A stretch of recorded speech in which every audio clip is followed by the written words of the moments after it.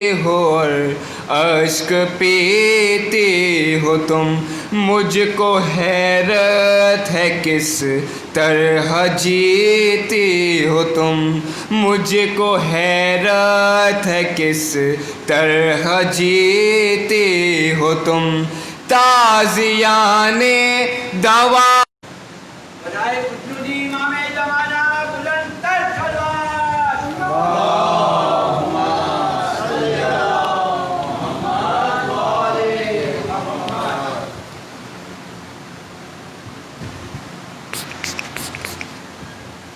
جزاک اللہ۔ سارے دیگر خلوات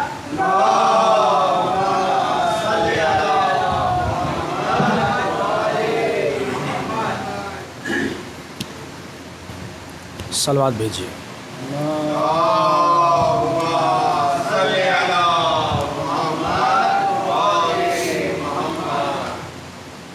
اعوذ باللہ السمیع العلیم من الشیطان اللعین الرجیم، بسم اللہ الرحمن الرحیم۔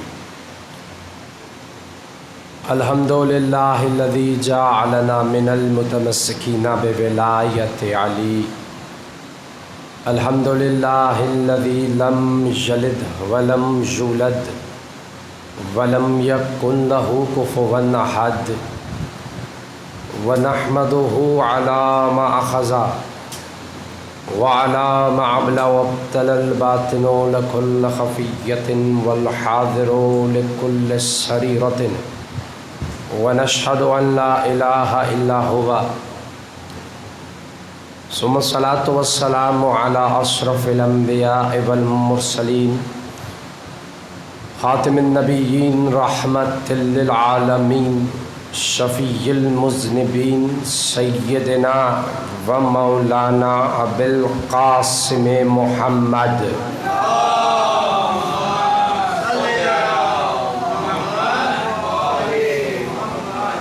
وعلى اہل بیتہ الطیبین الطاہرین المعصومین المظلومین الذین اذهب اللہ عنہم الرجس وطہرہم تطہیرا۔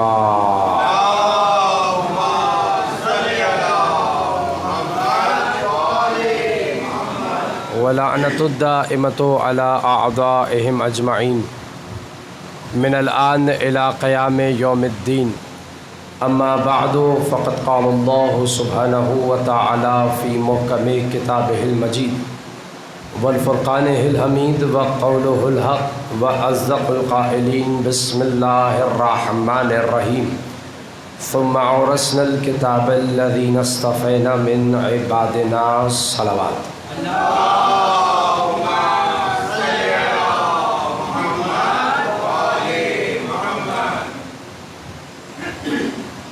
اگر زحمت نہ ہو تو تھوڑا تھوڑا سا آگے تشریف لائیں صلوات بھیجتے ہوئے۔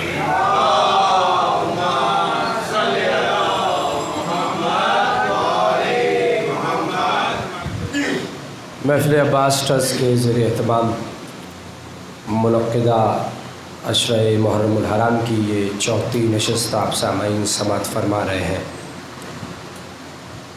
بعنوان قرآن و وارثان قرآن سلسلہ گفتگو آگے بڑھ رہا ہے، اور مسلسل جس آیت کے ذیل میں ہم اس سلسلہ گفتگو کو آگے بڑھا رہے ہیں یہ سورہ فاطر کی 32ویں آیت ہے۔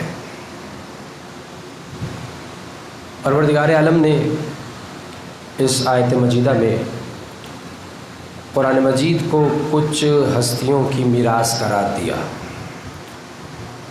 اور آواز دی، ثم اورثنا الکتاب الذین اصطفینا من عبادنا، ہم نے اس کتاب کو کچھ ہستیوں کی میراث قرار دیا، اور وہ ہستیاں کوئی معمولی ہستیاں نہیں، بلکہ وہ ہیں کہ جنہیں اللہ نے مصطفیٰ قرار دیا۔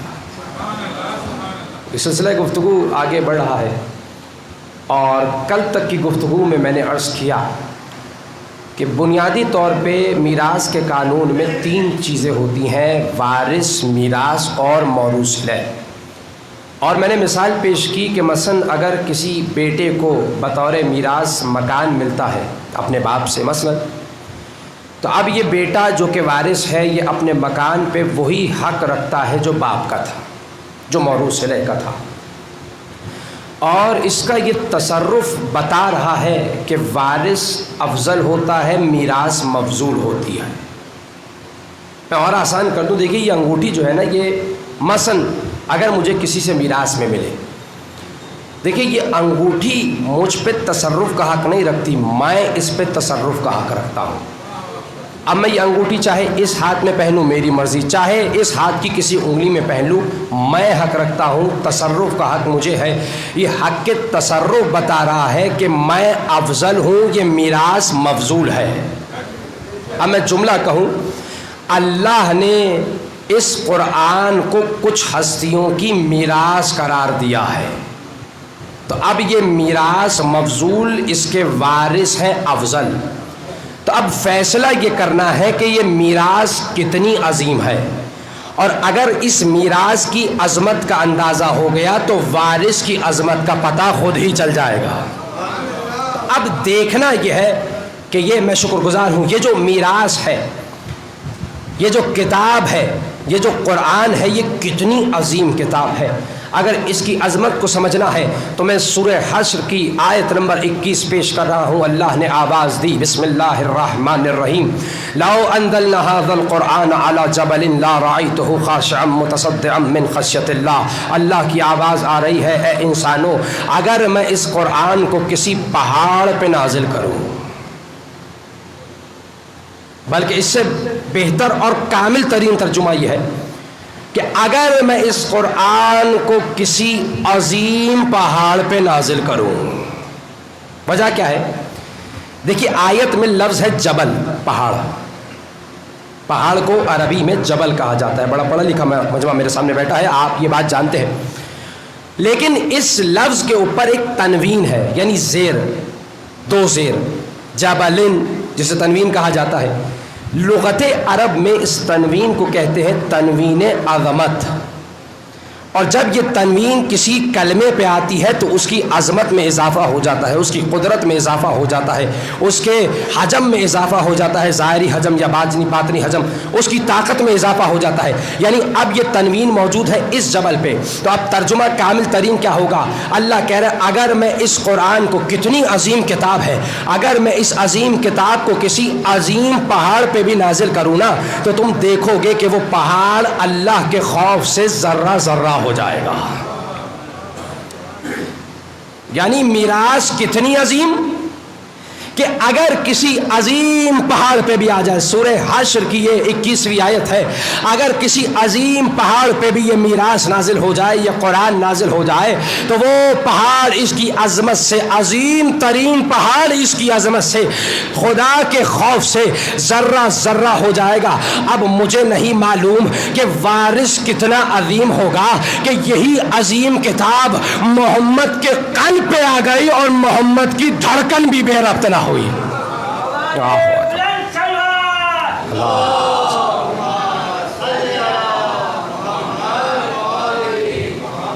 اور فرما رہے ہیں آپ سامعین، اب سوچئے جب میراث اتنی عظیم ہے تو وارث کتنے عظیم ہوں گے۔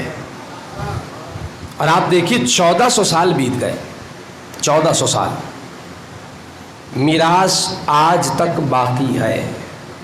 جملہ کہہ رہا ہوں، 1400 سال بیت گئے، میراث آج تک باقی ہے۔ عزیزو، میراث کا باقی رہنا بتا رہا ہے پردہ غیبت میں کوئی وارث بھی موجود ہوگا۔ عزیزو، ہم اس مکتب سے تعلق رکھتے ہیں کہ جہاں قرآن کو ایک بے جان کتاب نہیں سمجھا جاتا۔ یہ جو کتاب قرآن ہے جو میرے گھر پہ، آپ سب کے گھر پہ، اس عزاخانے میں بھی یقیناً قرآن موجود ہوگا، یہ جو کتاب ہے نا، یہ بہت مقدس ہے، یہ بہت محترم ہے، یہ مجسم نور ہے، یہ معجزہ ہے۔ یہ کتاب جو ہمارے گھر میں اسی کی بات کروں، کسی اور کتاب کی بات نہیں کر رہا۔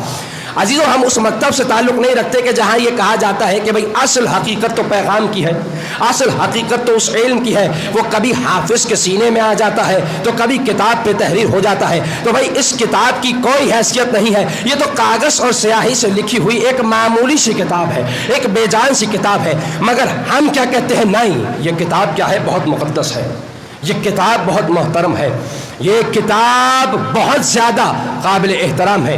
آپ اس کی وجہ دیکھیے کہ وجہ کیا ہے۔ اس کی وجہ صرف یہ ہے کہ ہمارے مکتب میں نسبتوں کا احترام ہوتا ہے۔ میں نے بہت بڑا جملہ کہہ دیا، بہت بڑا، خدا کی قسم، ہمارے مکتب میں نسبتوں کا احترام ہوتا ہے۔ میں دلیل دے دوں اگر توجہات آپ کی ہیں۔ دیکھیے ہم علم کا احترام اس کی لکڑی کپڑے کی وجہ سے نہیں کرتے۔ اگر بات پہنچے تھوڑا سا بولیے گا تاکہ مجھے پیغام پہنچانے میں آسانی ہو۔ ہم علم کا احترام اس کے لکڑی کپڑے کی وجہ، لوہے کی وجہ سے نہیں کرتے، بلکہ نسبت غازی عباس کی وجہ سے کرتے ہیں۔ ہم منبر کا احترام لکڑی کی وجہ سے نہیں کرتے، نسبت رسول خدا کی وجہ سے کرتے ہیں۔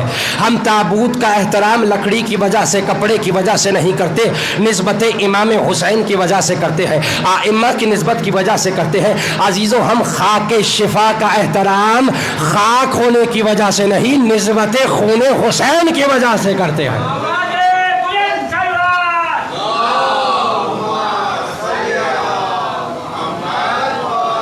اگر سماعت بیدار ہے تو میں جملے عرض کروں۔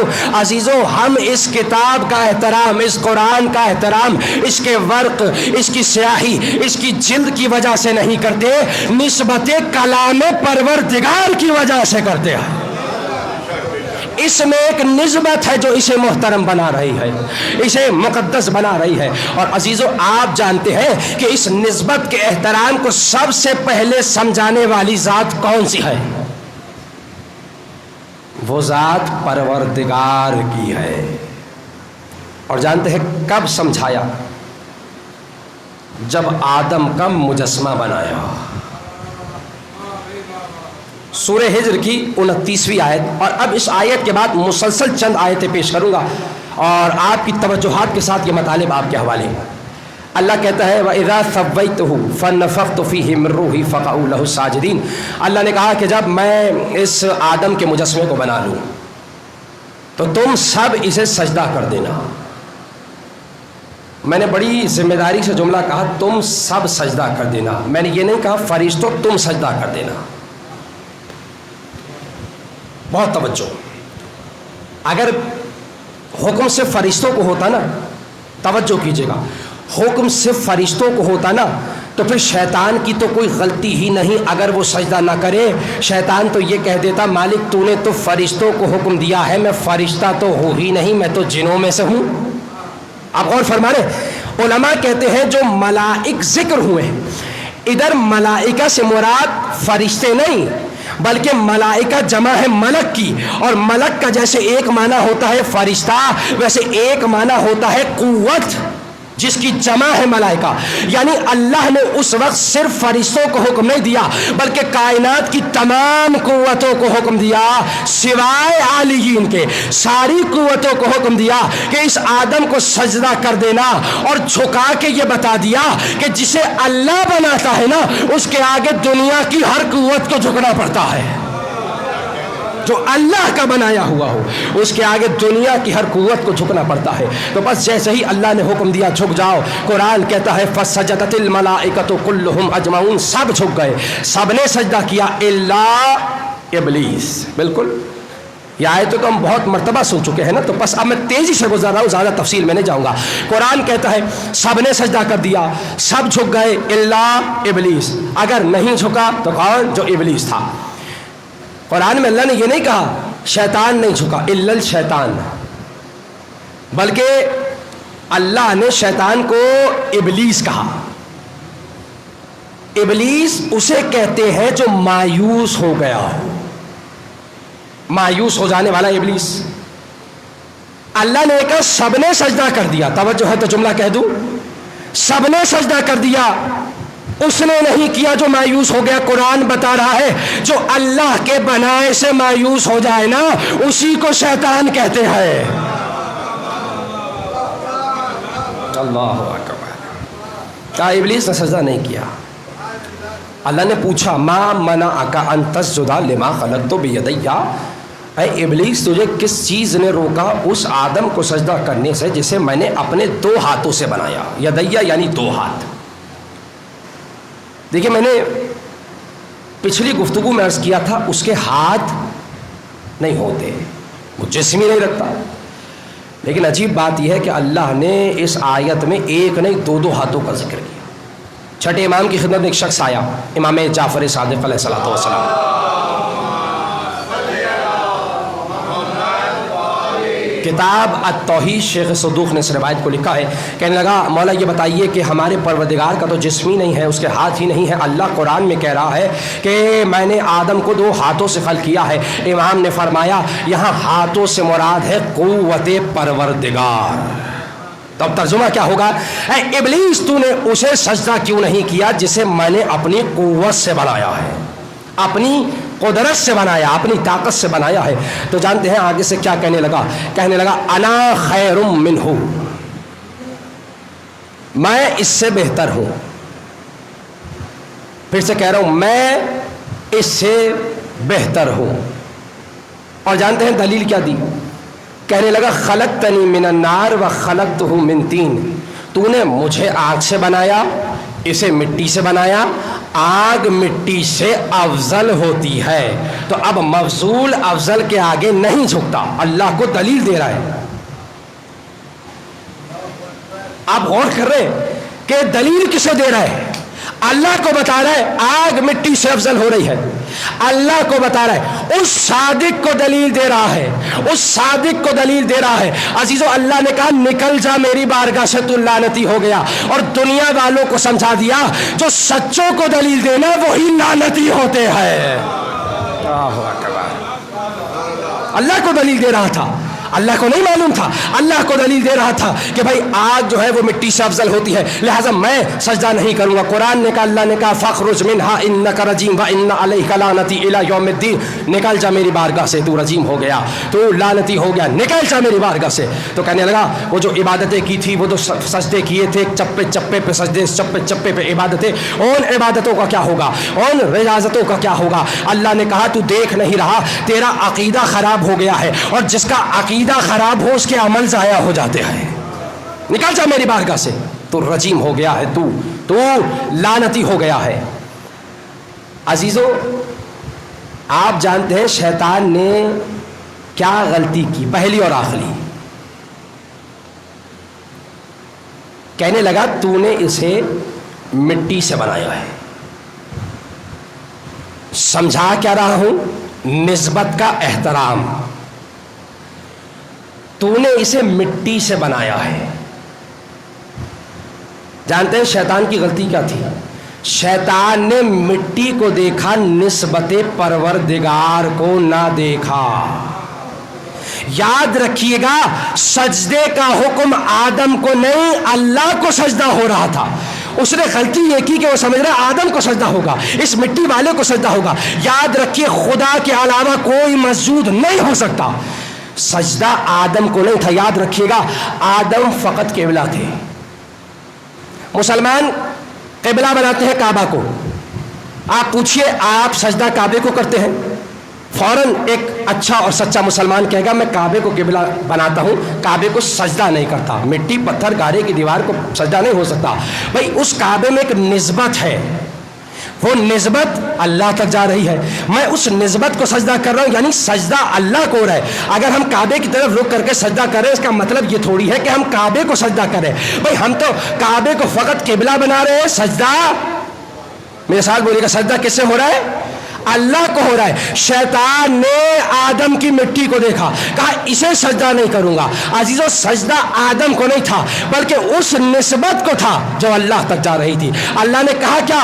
فَنَفَخْتُ فِيهِ مِن رُوحِي، جب میں اس میں اپنی روح کو پھونک دوں تب سجدہ کرنا. یعنی جہاں اس میں نسبت پروردگار آ جائے उस वक्त सजदा करना। अजीजों, शैतान की गलती ही ये थी, उसने मिट्टी को देखा मगर निस्बत को ना देखा, उसने जाहिर को तो देखा मगर बातिन को ना देखा। अब मैं जुमला कह रहा हूं, बस अब अगर कोई अलम के लकड़ी कपड़े को देखे, निस्बत गाजी अब्बास को ना देखे, अगर कोई मिंबर की लकड़ी को देखे, निस्बत रसूल खुदा को ना देखे, अब अगर कोई ताबूत की लकड़ी कपड़े को देखे, निस्बत मौला हुसैन को ना देखे, अगर कोई करबला की खाक को देखे, निस्बत खून हुसैन को ना देखे, इसी तरह कुरान के वर्क तो देखे, जिल्द तो देखे, स्याही तो देखे, मगर निस्बत परवरदिगार न देखे, कलाम परवरदिगार न देखे, तो माफ कीजिएगा, उसका अकीदा कुरान वाला नहीं, शैतान वाला अकीदा है। आप देखिए, आप गौर कीजिए, सबसे पहले जिसने निस्बत का इनकार किया वो कौन? इब्लीस। उसने मिट्टी को देखा, मिट्टी मिट्टी, मैं मिट्टी को सजदा नहीं करूंगा। अरे सजदा उस मिट्टी को थोड़ी हो रहा है, सजदा तो उस निस्बत को है, सजदा तो उस निस्बत को है ना जो अल्लाह तक जा रही है, सजदा अल्लाह को है। आदम फकत किबला है, कहने लगा मिट्टी को सजदा नहीं करूंगा। अच्छा, आप जानते हैं आदम में सिर्फ मिट्टी नहीं थी, नबी की हदीस है, कुंतो नबियन व आदमो बैना माए व तीन, मैं नबी था और आदम मिट्टी और पानी के दरमियान। तो आदम में मिट्टी भी है, आदम में पानी भी है, मगर इब्लीस ने किसका इनकार किया? मिट्टी का इनकार किया। पानी को कबूल कर लिया, मिट्टी का इनकार कर दिया। अजीज़ों, अरबी में मिट्टी को तुराब कहते हैं, यानी इब्लीस ने तुराब का इनकार किया, तुराब का इनकार किया। अजीज़ों, अली की दुश्मनी कोई 1400 साल पहले शुरू नहीं हुई, इसका आगाज़ 1400 साल पहले नहीं हुआ, बल्कि आगाज़ इंसानियत से हो चुका था। वहाँ इब्लीस ने तुराब का इनकार किया, यहाँ उसके पैरोकार अबू तुराब का इनकार कर रहे हैं।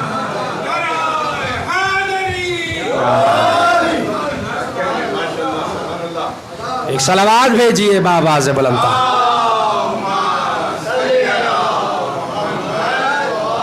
आपने मुलाहिजा फरमाया कि जिसने सबसे पहले निस्बत का इनकार किया वो कौन? वो इब्लीस था।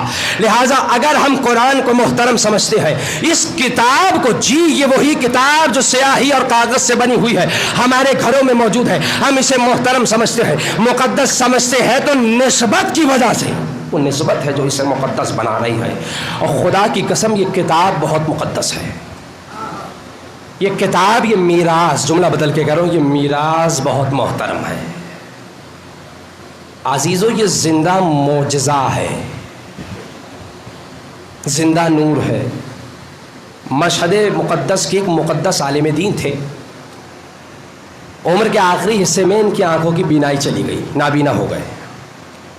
इनके बारे में मशहूर था कि ये साहिब करामत हैं। करामत यह है कि ये कुरान की आयतें पहचान लेते हैं, किसी दीवार पे कुरान की आयत लिखी हो, किसी वर्क पे लिखी हो, किसी किताब पे लिखी हो, कुरान की आयतें पहचान लेते हैं नाबीना होने के बाद। अब लोग दूर दूर से इनके ज़ियारत के लिए आते हैं, ये करामत देखने के लिए आते हैं। जब ईरान के एक सहाफ़ी को पता चला तो उसने कहा भाई ऐसा भी कोई है तो मैं इम्तिहान लूँगा।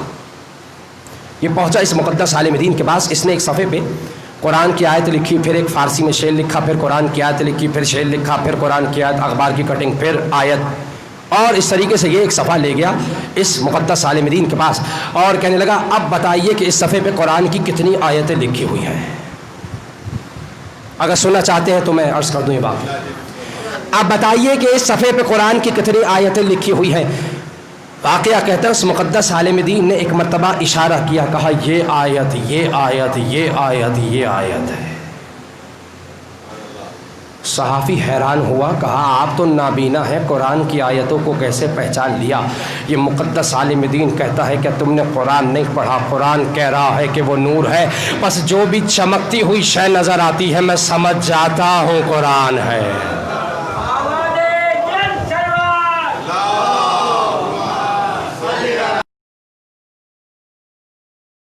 मैंने ऐसे नहीं,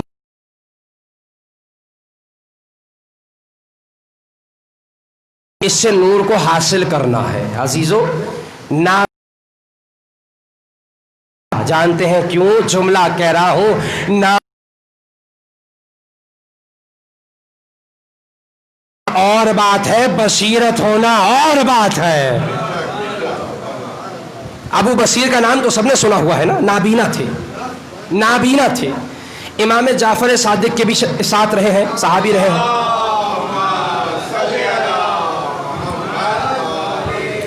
امام محمد باقر کے ساتھ بھی رہے، دونوں کے صحابی ہیں. اب یہ واقعہ امام محمد باقر کے دور کا ہے. واقعہ یہ ہے کہ ایک مرتبہ ابو بصیر مسجد میں داخل ہوئے اور بنا کسی رہنمائی، بنا کسی کی مدد کے، نابینا ہے، توجہ کیجیے گا، نابینا ہے، کسی کے سہارے کے بغیر سیدھے مولا کی خدمت میں گئے اور مولا کو سلام کر دیا. نابینا ہے، کسی کی مدد نہیں لی، سیدھا پہنچ گئے مولا کے پاس. اللہ اکبر. مولا نے کہا ابو بصیر اس مسجد میں بہت سے لوگ بیٹھے ہوئے ہیں، کوئی نماز پڑھ رہا ہے، کوئی قرآن پڑھ رہا ہے، کوئی دینی مسائل میں بحث کر رہا ہے. اب ذرا ان سے پوچھو کہ امام کہاں ہے؟ روایت ہے، حوالہ رکھتا ہوں، پوچھو ان سے.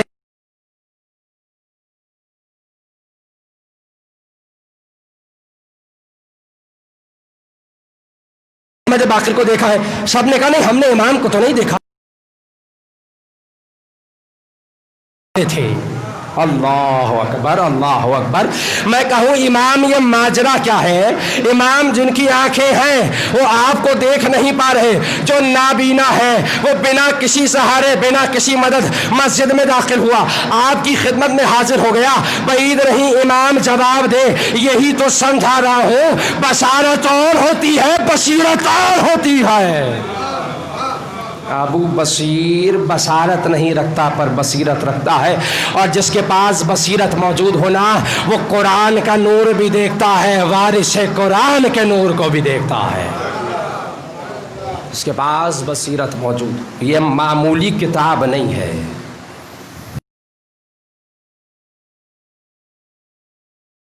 حق ہے ہم سب پہ، بہت بڑا حق ہے، بلکہ حقوق ہے. پہلا حق جانتے ہیں کیا ہے؟ افلا یتدبرون القرآن،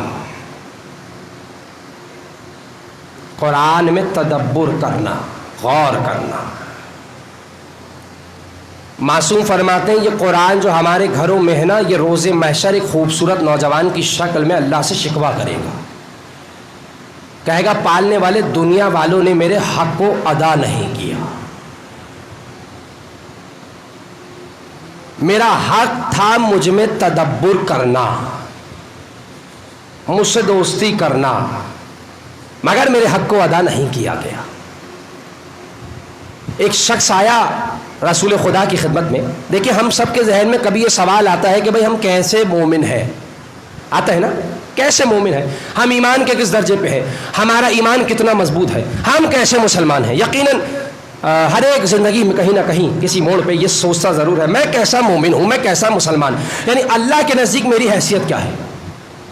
شخص آ کے کہتا ہے یا نبی اللہ میں کیسے جانوں کہ میں کیسا مومن ہوں، میں ایمان کے کس درجے پہ ہوں؟ جانتے ہیں نبی نے کیا جواب دیا؟ نبی نے کہا تم یہ دیکھو کہ تمہارا قرآن سے تعلق کیسا ہے. اب جیسا قرآن سے تعلق ہوگا ویسا ہی تمہارا ایمان ہوگا. جتنا مضبوط قرآن سے تعلق ہوگا اتنا مضبوط قرآن نازل کرنے والے سے تعلق ہوگا. دیکھو قرآن سے تعلق کتنا ہے. پھر نبی نے فرمایا من قرأ 10 آیات فی لیلۃ، نبی فرما رہے ہیں اگر کوئی شخص ہر رات قرآن کی کم از کم 10 آیتیں پڑھتا ہے لم یکتب من الغافلین، اس کا شمار غافلین میں سے نہیں ہوتا. غافلین کون؟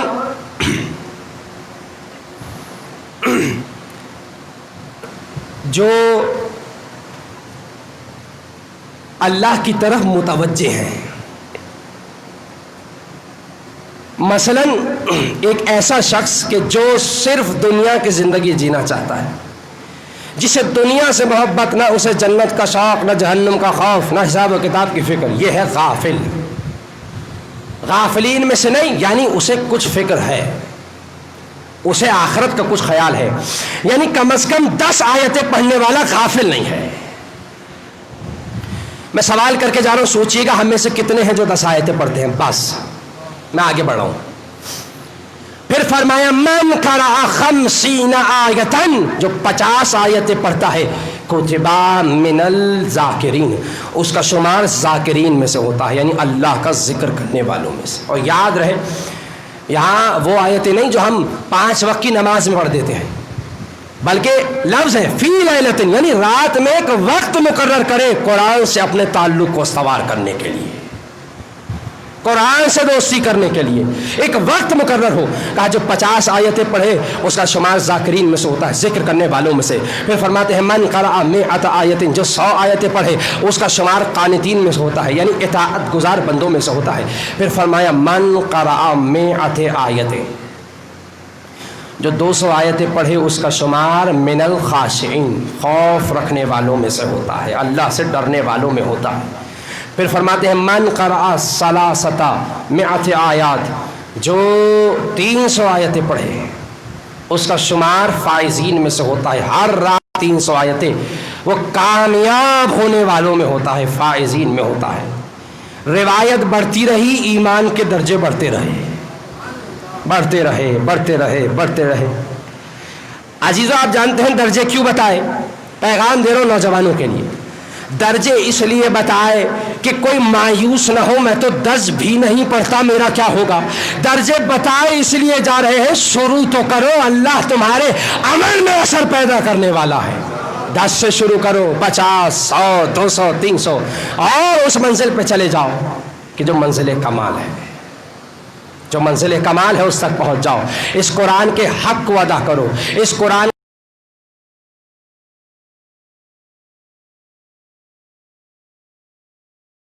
حق یہ ہے کہ اگر قرآن میں تدبر کرنا ہو نا تو رجوع کرنا جو وارث قرآن ہے، اپنی طرف سے نہیں. قرآن کہہ رہا ہے وَمَا يَعْلَمُ تَعْوِيلَهُ إِلَّا اللَّهُ وَالرَّاسِخُونَ فِي الْعِلْمِ.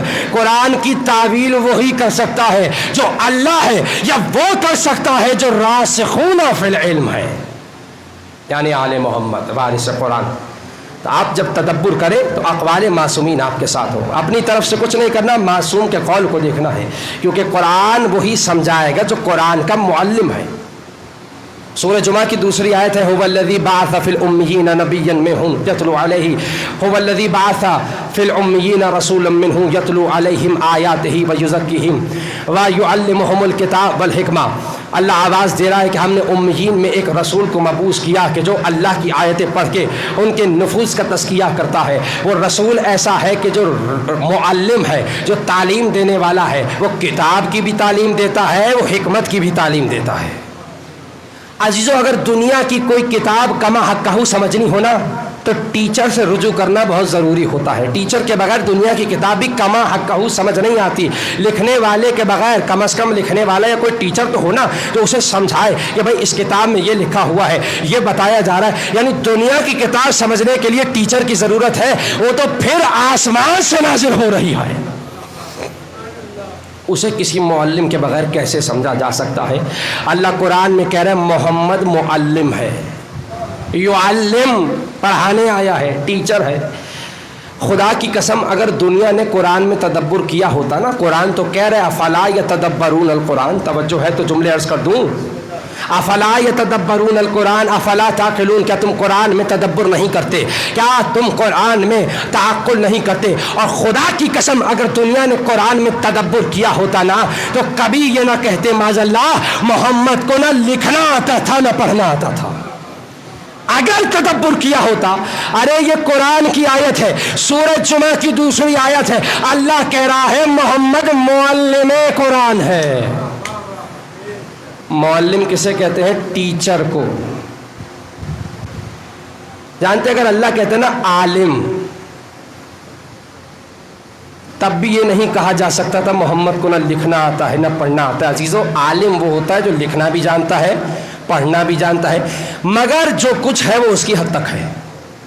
لیکن جہاں اس میں یہ ملکہ پیدا ہو جائے کہ وہ اپنے علم کو دوسروں تک منتقل کر سکے تو وہ معلم بن جاتا ہے، درجہ بلند ہو جاتا ہے، ٹیچر بن جاتا ہے۔ اللہ کیا کہہ رہا ہے؟ محمد معلم ہے۔ خبردار کوئی یہ نہ کہے کہ محمد کو نہ لکھنا آتا تھا، معاذ اللہ نہ پڑھنا آتا تھا۔ اللہ قرآن میں محمد کو معلم کہہ رہا ہے، اور جو معلم ہونا وہ لکھوانا بھی جانتا ہے، پڑھوانا بھی جانتا ہے۔ نبی معلم ہے۔ بلند سلوات۔ توجہ فرما رہے ہیں آپ عزیزان محترم۔ اور اگر خدا کی قسم ان دلیلوں کے بعد بھی کسی کو سمجھ نہیں آتا، وہ کہتا نہیں، نہ لکھنا جانتے تھے نہ پڑھنا جانتے تھے، تو اب میں قرآن سے دلیل نہیں دوں گا، میں تو ایک شعر کہہ کے آگے گزر رہا ہوں۔ سماعت بیدار ہے تو ایک شعر کہہ دوں۔ اب جواب شعر کی صورت میں ہے، رضا سرسوی صاحب کا یہ شعر ہے اور بہت خوبصورت شعر ہے۔ وہ کہتے ہیں، اب کوئی کہہ رہے نا بھائی نہیں میں نہیں مان رہا، قرآن کی آیت بھی نہیں مان رہا، تو اب شعر سن لے۔ کیوں جاگے تھے خیبر میں تمنائے علم میں، کہہ دیتے بدعت ہے علم ہم نہیں لیتے۔ کیوں جاگے تھے خیبر میں تمنائے علم میں، کہہ دیتے بدعت ہے علم ہم نہیں لیتے۔ اور میں ہوتا تو کہہ دیتا یہ اصحاب نبی سے، ان پڑھ ہے پیغمبر تو قلم کیوں نہیں دیتے۔ ایک صلوات بھیجیے بابا سے بلند۔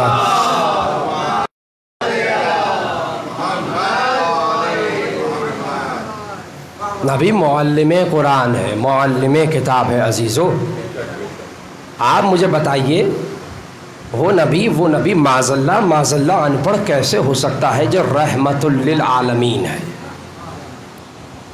اللہ قرآن میں کہہ رہے لقد اخترناہم علی علم علی العالمین، ہم نے ہر نبی کو علم کی بنیاد پہ چنا ہے۔ عزیزو جہاں علم کا تذکرہ وہاں نبی کی بات۔ مثلا آپ دیکھیے، جہاں آپ کو نبی کا تذکرہ ملے گا وہاں علم کا اشارہ ہے۔ وَعَلَّمَ آدَمَ الْأَسْمَاءَ كُلَّهَا، ہم نے آدم کو اسماء کا علم دیا، نبی کا تذکرہ علم کی بات۔ قرآن میں جب جناب ابراہیم کو بیٹے کی بشارت دی تو کہا کہ ہم تمہیں ایک علیم بیٹا عطا کریں گے، عالم نہیں علیم۔ جہاں نبی کا ذکر وہاں علم کی بات۔ اللہ قرآن میں کہتا ہے لقد آتینا داؤد وسلیمان علم وحکمہ، ہم نے داؤد و سلیمان کو علم اور حکمت عطا کی۔ جہاں نبی کا تذکرہ وہاں علم کی بات کر رہا ہے۔ عزیزو حالانکہ ان میں سے کچھ نبی فقط اپنے خطے کے لیے نبی تھے، کچھ نبی فقط اپنے علاقے کے لیے نبی تھے، کچھ نبی فقط اپنے شہر کے لیے نبی تھے، کچھ نبی فقط اپنے قریے کے لیے نبی تھے، کچھ نبی فقط اپنے زمانے کے لیے نبی تھے۔ میں جملہ کہہ رہا ہوں، جو اپنے محلے کے لیے نبی ہو وہ تو بغیر علم نہیں ہوتا، تو جو رحمت للعالمین ہو، جو بتائیے وہ کیسے بغیر علم کے ہو سکتا ہے؟ تو نبی کیسے بغیر علم کے ہو سکتا ہے؟ خدا کی قسم عزیزو حقیقت یہ ہے کہ دنیا نے آج تک شان رسالت کو نہیں سمجھا۔ حقیقت بتا رہا ہوں، اکثریت وہ ہے جو ناآشنا ہے، اکثریت شان مصطفیٰ کو جانتی ہے، کیونکہ اقلیت ہے جو در آل مصطفیٰ سے وابستہ ہے۔ توجہ، اکثریت نہیں جانتی، لا علم ہے۔ جانتے ہوا کیا؟ ہوا یہ کہ جس نے نبی کو جیسا سمجھا نبی کے بعد ویسا دیکھنا چاہا۔ معاذ اللہ جس نے نبی کو ان پڑھ سمجھا، نہ لکھنا جانتے تھے نہ پڑھنا جانتے تھے، معاذ اللہ معاذ اللہ معاذ اللہ، اس نے نبی کے بعد کسی ان پڑھ کو مسند پہ دیکھنا چاہا۔ اور جس نے یہ عقیدہ رکھا کہ اللہ کے بعد سب سے زیادہ علم مصطفیٰ کے پاس ہے، اس نے نبی کے بعد مسند پہ کسی عالم کو دیکھنا چاہا۔ جس نے یہ عقیدہ رکھا کہ نبی غیر معصوم ہوتا ہے، اس نے بعد مصطفیٰ مسند پہ کسی غیر معصوم کو دیکھنا چاہا۔ جس نے یہ عقیدہ رکھا کہ نبی معصوم ہوتا ہے تو اس نے بعد مصطفیٰ مسند پہ کسی معصوم کو دیکھنا چاہا۔ جس نے یہ عقیدہ رکھا نبی ہے مگر 40 سال کے بعد اس نے نبی کی مسند پہ کسی عمر رشیدہ کو دیکھنا چاہا۔ اور جس نے یہ عقیدہ رکھا کہ نبی اس وقت بھی نبی تھے جب آدم مٹی اور پانی کے درمیان تھے، تو اس نے بعد نبی کسی ایسے ولی کو دیکھنا چاہا جو اس وقت بھی ولی تھا جب آدم مٹی اور پانی کے درمیان تھے۔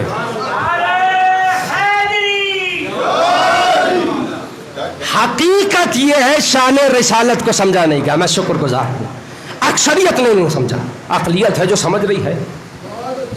عقلیت سمجھ رہی ہے. تو آپ دیکھیے کربلا میں بھی عقلیت کا مقابلہ اکثریت سے ہو رہا ہے. حسین کا لشکر جو ہے وہ عقلیت میں ہے، مگر عقلیت میں ہے، ایمان میں بہت آگے ہے، معرفت میں بہت آگے ہے، عقیدت میں بہت آگے ہے، علم و عمل میں بہت آگے ہے. معیار یہی ہے. اکثریت معیار نہیں ہے، اکثریت ہے عقیدہ، معیار ہے عقیدہ، معیار ہے عمل، معیار ہے معرفت. اور خدا کی قسم جو اصحاب حسین کے ساتھ ہے وہ معرفت کی بلند ترین منزل پہ ہے، بلند ترین منزل پہ. خدا کی قسم حسین نے خیمے میں چراغ بجھا کے کہا تھا جنت کی ضمانت دے رہا ہوں، چلے جاؤ. اللہ اکبر. نہ جانے ایسا کیا بتا دیا ہے حسین نے، کوئی حسین کو چھوڑنے کے لیے تیار نہیں ہے. ایسے صحابی جو جذبہ شہادت سے اس انداز سے سرشار ہے کہ جہاں صبح عاشور کا سورج نمودار ہوا تڑپ رہے ہیں، مولا مجھے بھیج دیجیے، مولا پہلے میں قربان ہونا چاہتا ہوں، مولا مجھے بھیجیے. انہی اصحاب میں سے جسے ایک صحابی کے مصائب سے میں سلسلہ مصائب کا آغاز کرنا چاہتا ہوں، وہ ہے جناب سعید ابن عبداللہ. 97 برس عمر ہے. اللہ اکبر. کمر ٹوٹی ہوئی ہے، بھویں بڑی ہوئی ہیں، کمر پہ ہاتھ رکھتے ہیں، مولا کی خدمت میں آ کے کہتے ہیں مولا قربان ہونے کی اجازت دیجیے. 97 برس ہے عمر، مولا اجازت دیجیے. روایت کہتی ہے مولا حسین نے سر سے لے کے پیر تک دیکھا اور کہا سعید آپ اتنے بزرگ اتنے بوڑھے ہیں کہ حسین کی غیرت گوارا نہیں کرتی، یہ ظالم آپ پہ تلواریں چلائے ہیں، حسین کی غیرت یہ گوارا نہیں کرتی. ہاتھوں کو جوڑ کے کہتے ہیں مولا محروم نہ کیجئے گا، میں کوفے سے آپ پہ قربان ہونے کے لیے آیا ہوں.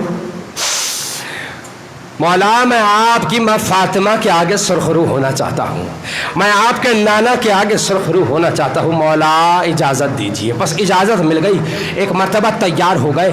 حسین نے کہا آپ کو میدان نہیں جانا، میدان نہیں جائیں گے، میں نماز پڑھ رہا ہوں، آپ سامنے کھڑے ہو جائیے، ڈھال بن جائیے، جسمانی ڈھال. میں نماز پڑھ رہا ہوں اور آتے ہوئے تیروں کو روکیے. یہاں حسین نے ایک مرتبہ اپنی نماز شروع کی ہے، وہاں ایک سنسناتا ہوا تیر آیا ہے اور ایک مرتبہ سعید کے سینے سے پیوست ہو گیا. کمزور ہے، پیاس کی شدت ہے، بڑھاپا ہے، کپ کپاتے ہوئے لبوں سے کہتے ہیں پالنے والے اتنی مہلت دے دے کہ میرے مولا کی نماز پوری ہو جائے، مولا اتنی دیر کھڑے رہنے کی قوت عطا کر دے کہ حسین کی نماز پوری ہو جائے. حسین نماز پڑھ رہے ہیں، دوسرا تیر آتا ہے سعید کے سینے میں لگتا ہے، تیسرا تیر آیا، حتیٰ کہ کئی تیر سعید کے سینے سے پیوست ہو گئے. وہاں آواز آئی السلام علیکم ورحمۃ اللہ وبرکاتہ. وہاں حسین کی نماز ختم ہوئی ہے، یہاں جناب سعید زمین پہ گرے ہیں.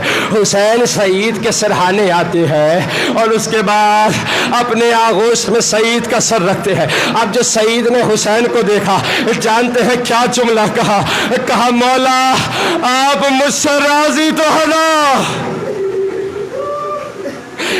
من اللہ، مولا راضی تو ہے نا؟ ایک مرتبہ حسین کہتے ہیں اے سعید میں تجھ سے راضی، میری ماں فاطمہ راضی، میرا نانا راضی، میرا بابا راضی ہے. اسی طرح عزیزو ایک اور بزرگ شخصیت ہے جن کا نام ہے مسلم ابن اوسجا. جانتے ہیں جب یہ سواری سے گرے ہیں نا تو سب سے پہلے جناب حبیب ان کے سرہانے پہنچے. جب پہنچے تو دیکھا ذرا سی رمق باقی ہے. ایک مرتبہ کہتے ہیں جناب حبیب اے مسلم کوئی آخری وصیت ہے؟ جناب مسلم ابن اوسجا کا جملہ کہتے ہیں اسی کا بالحسین، صرف اتنی وصیت ہے فاطمہ کا بیٹا بڑا مظلوم ہے، تنہا نہ چھوڑ.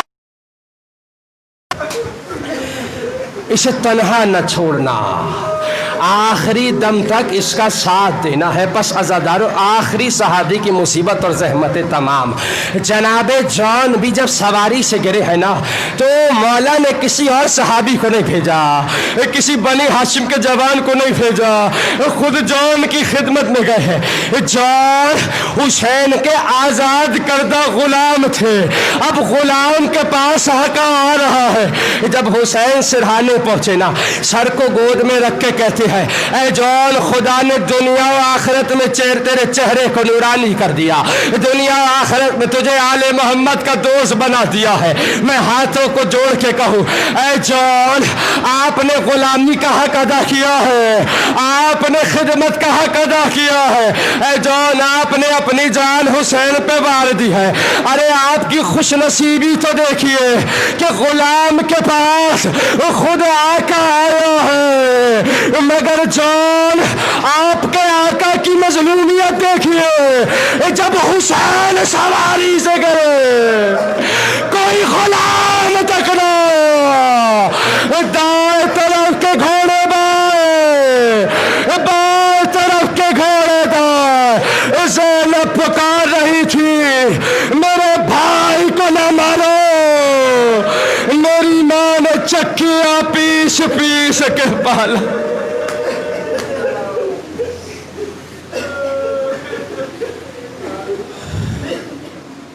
अला लानतुल्लाहि अला कौम ज़ालिमीन वसयअलमुल्लज़ीन ज़लमू अय्या मुनक़लिबिन यनक़लिबून।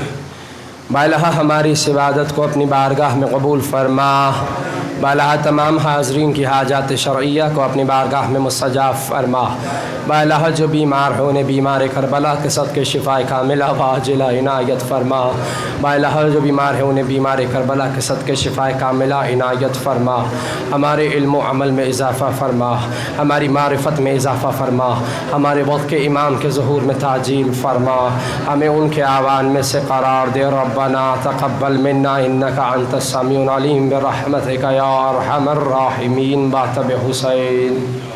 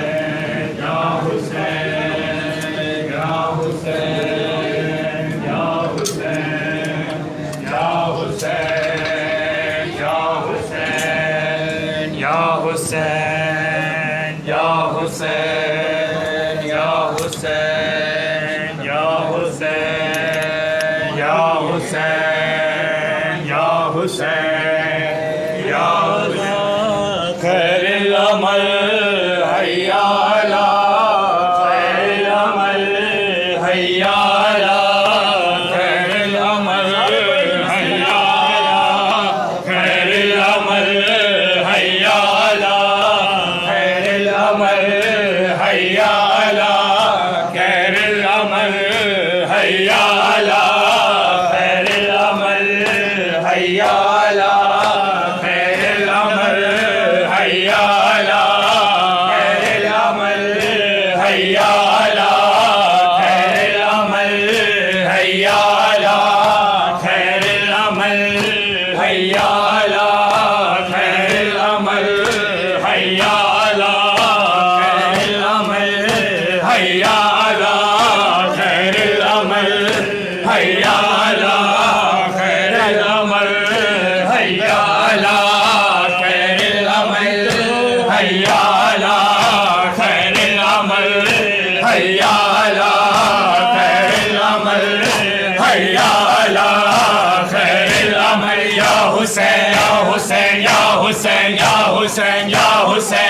حسین یا حسین یا حسین یا حسین یا حسین یا حسین یا حسین یا حسین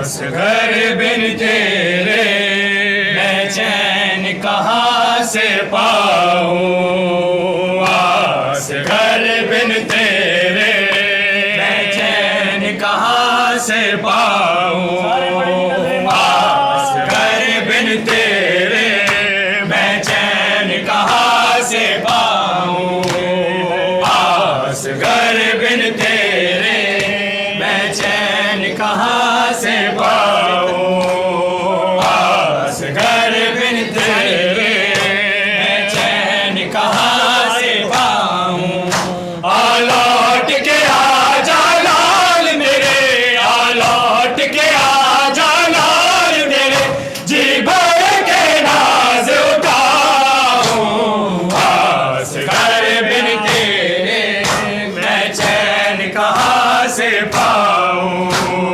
اصغر بن تیرے میں چین کہاں سے پاؤں اصغر بن تیرے میں چین کہاں سے پاؤں لوٹ کے آ جا لال تیرے لوٹ کے آ جا لال تیرے جی بھر کے ناز اٹھاؤں اصغر بن تیرے میں چین کہاں سے پاؤں اصغر بن تیرے میں چین کہاں سے پاؤں میری آنکھ کا تارا ہے تو مجھے کو جان سے پیارا ہے ماں دکھ یاری کے جینے کا تو ہی لال سہارا ہے تجھے چھوڑ کے تنہا مقتل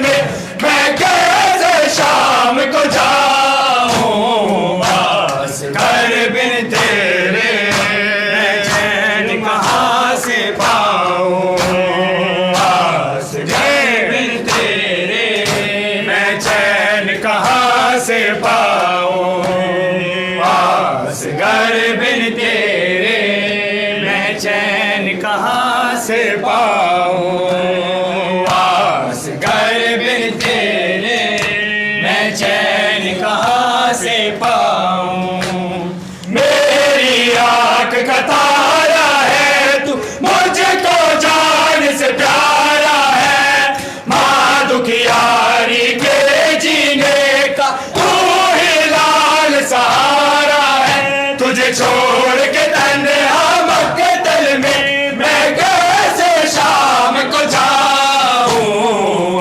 اصغر بن تیرے چین کہاں سے پاؤں اصغر بن تیرے میں چین کہاں سے پاؤں اصغر بن تیرے میں چین کہاں سے پاؤں لوٹ کے آ جا لال تیرے لوٹ کے آ جا لال تیرے جی بھر کے ناز اٹھاؤں اصغر بن تیرے میں چین کہاں سے پاؤں اصغر بن تیرے